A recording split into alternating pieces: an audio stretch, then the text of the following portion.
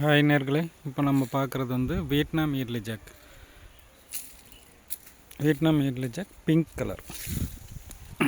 இதில் ஒரே ஒரு பிளான்ட்டு தான், ஒரே ஒரு ஃப்ரூட்ஸ் மட்டும் ரிட்டைன் பண்ணி வச்சுருக்கேன். மற்ற ஸ்மால் சைஸ் ஃப்ரூட்டெல்லாம் கரெக்டாக 1 இயர் பிளான்ட்டு. இது பிக் சைஸ் பிளான்ட்டும் நம்ம நர்சரியில் அவைலபிளாக இருக்குது, வேணுன்றவங்க வாங்கிக்கலாம். இது எல்லா ஏரியாவிலும் நல்லா சூட்டபுளாக நல்லா க்ரோத்தாக வளருது. பார்த்திங்கன்னா எனி டைம் பலாப்பழம் சாப்பிட்றவங்க இந்த வியட்நாம் இயர்லி ஜாக்கை வந்து நான் ரெஃபர் பண்ணுவேன். ஏன்னா எப்போவுமே இது வந்து ஃப்ரூட் ஸ்டார்ட் ஆகிட்டே இருக்கும். ஒரு ஃப்ரூட்ஸ் முடிஞ்சது அப்படின்னா இன்னொன்று கிட்டத்தட்ட 10-15 பிஞ்சுங்கள் கூட இருக்கலாம். இன்னும் மரம் நல்லா பெருசான பின்னாடி நீங்கள் வளர்க்க விட்டிங்கன்னா